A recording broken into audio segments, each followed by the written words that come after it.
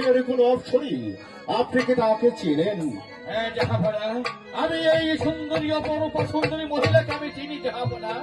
কে কে সেই অপূর্বা সুন্দরী?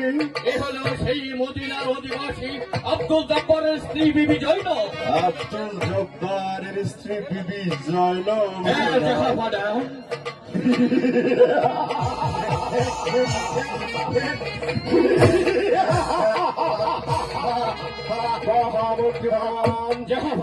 সে যদি আব্দুল জব্বারের স্ত্রী হয়, তার মানে সে খরন্দের গরণী যেমন করে হোক ছলে বলে করে কৌশলে ওই আব্দুল জব্বারকে হত্যা করে ওই সুন্দরী রমণী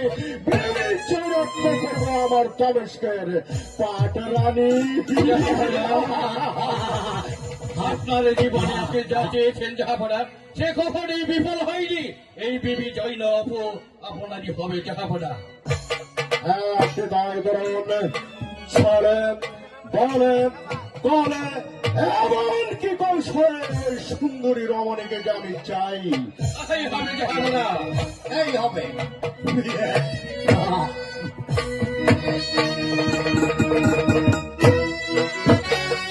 হুঁশিয়ার হুঁশিয়ার হুঁশিয়ার, তমস্কের অধিপতি মহারাজের রাজ দরবারে প্রবেশ করিতেছে। হুঁশিয়ার হুঁশিয়ার।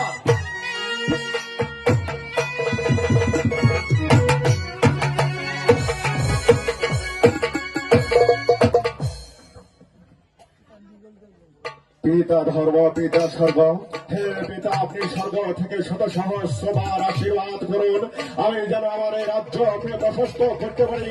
রাজদের কথায় যেন দিন হয়, রাজদের কথায় যেন রাত হয়, এই রাষ্ট্রে শুধু রাজদের কথাই চলবে। মহামন্ত্রী মারওয়ান, জাহাপনা, আমার হৃদয়ের বেদনা মনোগত ভাব জানতে আপনার বিন্দু মাত্র বাকি নেই। একদিন আমি আমার এই রাজ সিংহাসন হতে আমি বিবাহ ভ্রমণ করেছিলাম। ওই বক্তা নগরের শত সহস্র নর নারী আবল বৃদ্ধা বলিতা এই রাজকুমারকে দেখার জন্য পাগলের মতো ছেড়েছিল। কিন্তু আব্দুল জব্বার স্ত্রী বিবি জয়নব আমাকে ঘৃণার চোখে দেখে গবাক্ষদার বন্ধ করে শান্তপুরে চলে যায়। এখন কি হলো জাহাপনা? কিন্তু আমি ওই বিবি জয়নবের রূপ বলে আমি প্রেমাসক্ত হয়ে পড়ি, তাকে আমি বিয়ের পয়গাম পাঠাই, কিন্তু সে আমাকে স্বামিত্ব বরণ করলো না। সে স্বামিত্ব বরণ করলো ওই মদিনার হাসনকে।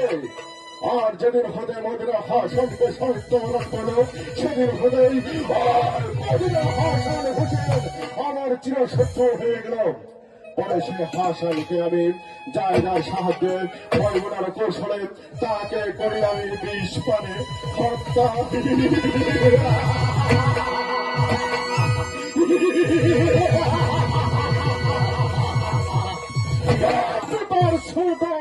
হোসেন এখনো পর্যন্ত মদিনার রওজায় জীবিত আছেন।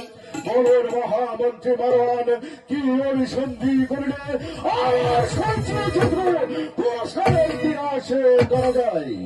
জাহাপনা, আপনার চিরদিনের শত্রু একেবারে পৃথিবী হতে চিরদিনের জন্য বিদায়ী করতে হলে এই মুহূর্তে ওই কুফার অধিপতি আব্দুল্লাহ জিয়াদকে আমাদের পাশে প্রয়োজন। কারণ কুফার অধিপতি আব্দুল্লাহ জিয়াদের সাথে হুসাইনের অত্যন্ত ভালোবাসা। যদি আব্দুল্লাহ জিয়াদ এখানে পত্র লিখে দেয় তাহলে হুসাইন অতি সত্তর মদিনা পরিত্যাগ করবে, আর ওই মদিনা রওজা হইতে হুসাইনের বাড়িতে করিতে পারবে। আপনার চিরদিনের শত্রু একেবারে এই পৃথিবী হতে বিদায়ী করা যাবে জাহাপনা। অতি উত্তম কথা শোনালেন মহামন্ত্রী মারওয়ান। আপনি আর কাল বিলম্ব না করেন, শীঘ্র একখানা পত্র লিখেন ওই কুফারের জিয়াদ বাদশার নিকট পৌঁছে দেন, সে যেন অতি শীঘ্র আমার সাথে সাক্ষাৎ গ্রহণ করেন। জাহাপনা, আপনার আদেশ আমি অক্ষরে অক্ষরে পালন করবো।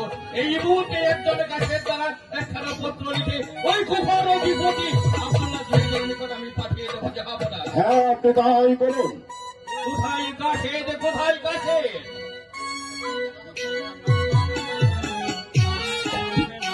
তুমি যাও কাছে এই পত্রখানা অবিলম্বে ওই কুফার অধিপতি আব্দুল্লাহ জিয়াদের নিকট পৌঁছিয়ে দাও।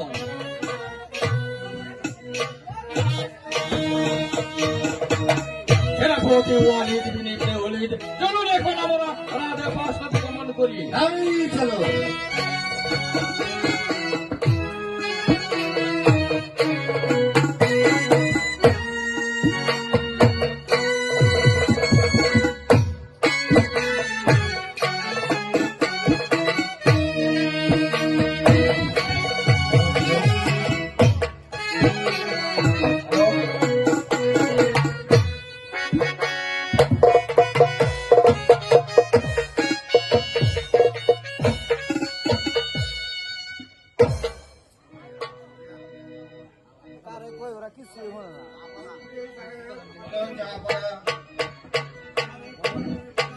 আমার এই কুপানগরের প্রজারা কিভাবে দিন যাপন করছে তা কি আপনি বলতে পারেন?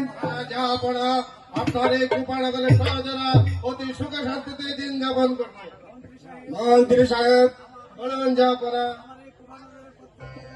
আমার এই কুপানগরের প্রত্যেকটা জায়গায় আপনি ভালোভাবে খোঁজ করে দেখুন। যেখানে অস্ত্র লাগে সেখানে অস্ত্র দিবেন, আর যেখানে বস্ত্র লাগে সেখানে বস্ত্র দিবেন, আর যেখানে খাদ্য লাগে সেখানে খাদ্য দিবেন। মহারাজ, আপনি কুপানগরের প্রজারা অনেক সুখে শান্তিতে বসবাস করছে, আর আপনি আমি কুপানগরের প্রতিটি জায়গায় কন্যা কন্যা করে খোঁজা বেড়াবো। যেখানে বস্ত্র লাগবে সেখানে আমি বস্ত্র দিব, আর যেখানে অন্য লাগবে আমি সেখানে অন্য দিব। ঠিক আছে মন্ত্রী সাহেব, আমার এই নগরের প্রজারা খুশি হলে আমি সুখী হব। এই দিন মহারাজ আপনার একখানা বর্ত, আমি এখন আসি। যা বলা আমার এই দামেশকে রেজিদ বাদশাহ আমাকে দামেশকে যাওয়ার জন্য একখানা পত্র দিয়েছে। চলুন মন্ত্রী সাহেব, আমরা এখনই দামেশকে যাত্রা করব। তাই চলুন, যাও আসুন। হ্যালো হ্যালো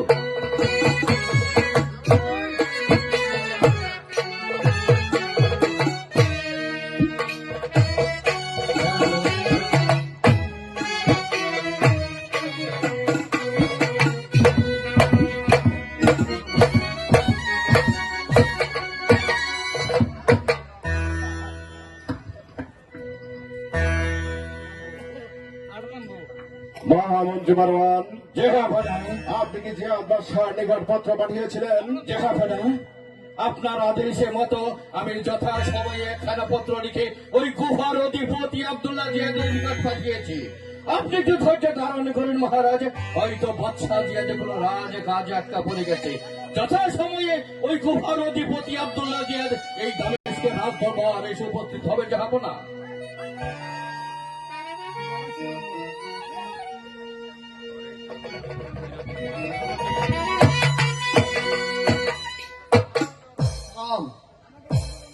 আমাকে কেন অসম্মান করেছেন?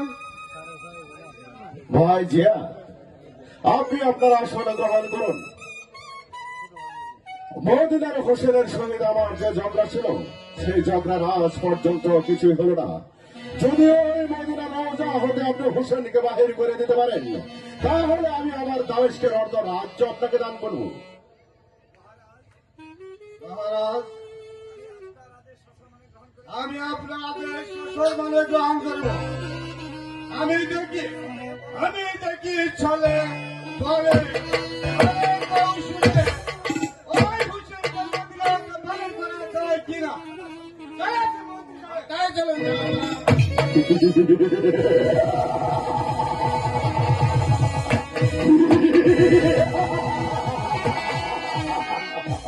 মহামন্ত্রী মারওয়ান, জাহাপনা, আপনি কি জিয়াদের চোখে মুখে লোভের লালসার চিহ্ন দেখতে পেরেছেন? হ্যাঁ জাহাপনা, আমি অতি লালসার লোভের চিহ্ন ওর মুখে দেখতে পেয়েছি। কি লোভিয়ে বাদশাহ জিয়াদ ওই হোসেনের সহিত তার বাল্যকাল থেকে ভালোবাসা অথচ অর্ধ রাজ্য লাভের আশায় সে তার বাল্যকালে বন্ধুত্ব বলে গিয়ে হোসেনকে তুলে দেবে আমার হাতে।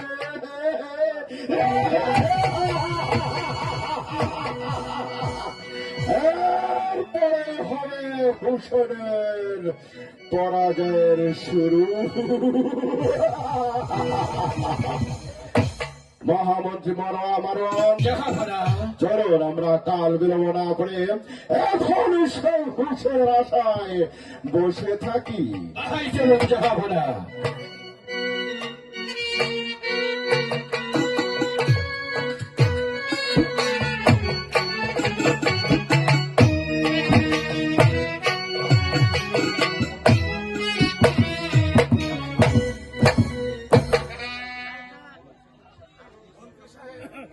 মন্ত্রী সাহেব বলেন জাহাপনা, আর কোনো বিলম্ব নয়, এক্ষুনি একটা পত্র লিখে ওই মন্ত্রী হোসেনের নিকটে পৌঁছে দাও। আমি তাই করছি জাহাপনা। কোথায় কাশেদ, কোথায় কাশেদ? আদেশ করুন মন্ত্রী সাহেব। কাশেদ, এই পত্রখানা মন্ত্রী হোসেনের নিকট পৌঁছে দাও। আমি তাই করছি মন্ত্রী সাহেব। হ্যালো, চল না কাশেদ মদিনায়। মন্ত্রী সাহেব, হোসেন যে আমার বাল্য বন্ধু, আমি জীবন অনেক দিন তার সাথে একসঙ্গে কাটিয়েছি, কিন্তু বিশ্বাস ছিল হঠাৎ কি করে যে সেই বাল্য বন্ধু সর্বনাশ করি। কিন্তু আমি যে দামেস্কের মুখে রাজ্যে অন্ধ হয়ে গেছি। আমি চাই দামেস্কের অর্ধেক রাজ্য আমি রাজা হব। এইটাই হলো আমার মহাস্বরাজ।